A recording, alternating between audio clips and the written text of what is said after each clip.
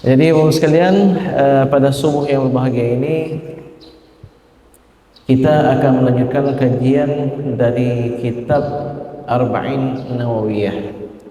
Seyogianya hadisnya saya ketik, ada terjemahannya, ada pelajarannya, dan saya sebarkan. Tapi karena keterbatasan waktu, sempitnya waktu ya, banyak sekali kegiatan. Jadi sampai saat ini belum sempat saya pegang laptop untuk bisa saya selesaikan hadis tersebut. Mudah-mudahan ke depan Allah berikan taufik untuk kita selesaikan kitab itu, bukan per hadisnya, tapi tuntaskan 42 hadis yang terdapat dalam kitab tersebut. Baik, Bapak sekalian, pada subuh bahagia ini kita akan melanjutkan ke hadis yang kedua. Setelah hadis yang pertama kita membahas tentang pentingnya niat. Ya, betapa niat itu sangat-sangat penting. Kita bisa memperoleh pahala dengan niat. Amalan menjadi besar pahalanya karena niat yang tepat. Justru kalau kita enggak belajar niat, bisa jadi amalan-amalan yang besar menjadi tidak ada nilainya di sisi Allah Subhanahu wa ta'ala. Kehidupan ini ada senangnya, ada susahnya. Umat ini ada yang dilapangkan rezekinya oleh Allah Subhanahu wa ta'ala, ada yang disempitkan rezekinya oleh Allah Subhanahu wa ta'ala.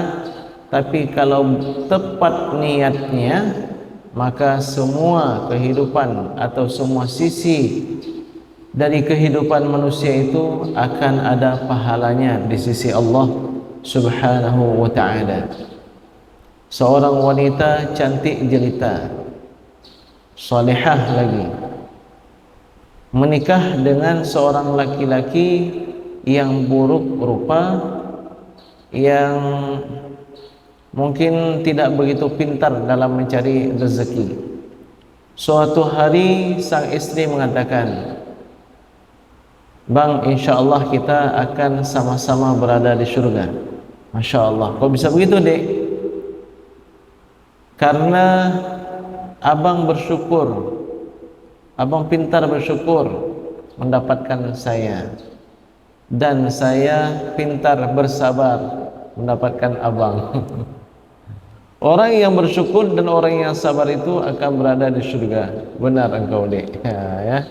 Walaupun di dalamnya ada sindiran, ya. Tapi demikianlah ketika seseorang itu dekat hubungannya dengan Allah Subhanahu wa ta'ala, semua fase kehidupannya itu indah. Bayangkan dengan orang yang tidak pandai bersyukur dan tidak pintar bersabar, pasti rumah tangganya akan hancur. Walaupun orang memuji, keren kali ini rumah tangganya, ini keren kali rumah tangganya, suatu saat akan berakhir, akan ditampakkan oleh Allah Subhanahu wa ta'ala bagaimana sebenarnya rumah tangga tersebut. Orang yang pandai bersyukur nggak pernah susah hidupnya, dia akan menjadi orang yang beruntung. Orang yang sabar juga demikian.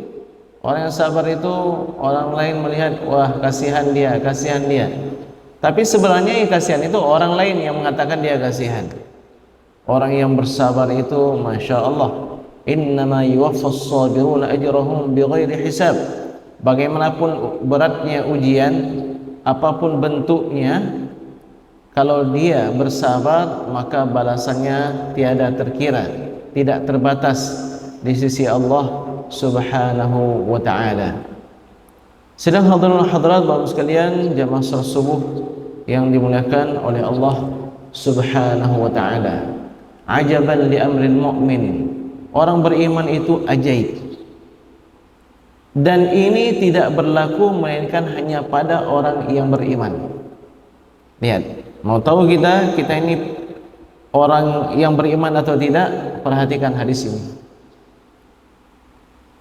Ajaibnya orang beriman, bahwa jika dia dikaruniakan nikmat oleh Allah Subhanahu wa ta'ala, dia bersyukur. dan itu yang terbaik baginya. Wa in asabathu dharra, dan ketika dia ditimpa kemudaratan, sabar, dia bersabar, fakana khairan lah, dan itu adalah yang terbaik baginya. Dan ini tidak berlaku melainkan hanya pada orang yang beriman. Jadi kalau kita mau tahu kita ini orang beriman atau enggak, pernah mendapatkan nikmat, pernah mendapatkan kebahagiaan, pernah ada teringat Allah, bersyukur kepada Allah, ada, alhamdulillah, Anda mendapatkan setengah daripada keajaiban iman Anda. Pernah Anda ditimpa musibah, sakit, hilang sesuatu yang Anda cintai, yang Anda miliki, pernah ditimpa dengan kemalangan, pernah, apa yang terjadi pada Anda waktu itu? Saya bersabar, saya mengharapkan balasan dari Allah Subhanahu wa taala. Kalau dua-dua ini ada, syukur dan sabar, ini menunjukkan Anda mendapatkan keajaiban iman, atau dengan bahasa lain, Anda benar beriman kepada Allah Subhanahu wa taala. Karena orang beriman itu melihatnya bukan nikmat atau ujiannya. Orang beriman itu melihat siapa yang kirim nikmat, siapa yang kirim musibah, ya. Jadi orang yang pandai bersyukur berarti dia pandai berinteraksi dengan anugerah Allah.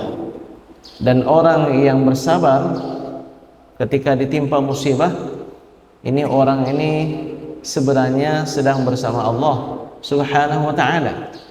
Orang sedang ditimpa musibah itu orang sedang bersama Allah. Orang yang mendapatkan nikmat, orang yang dianugerahkan kebahagiaan oleh Allah. Mana lebih hebat sebenarnya? Dua-dua hebat.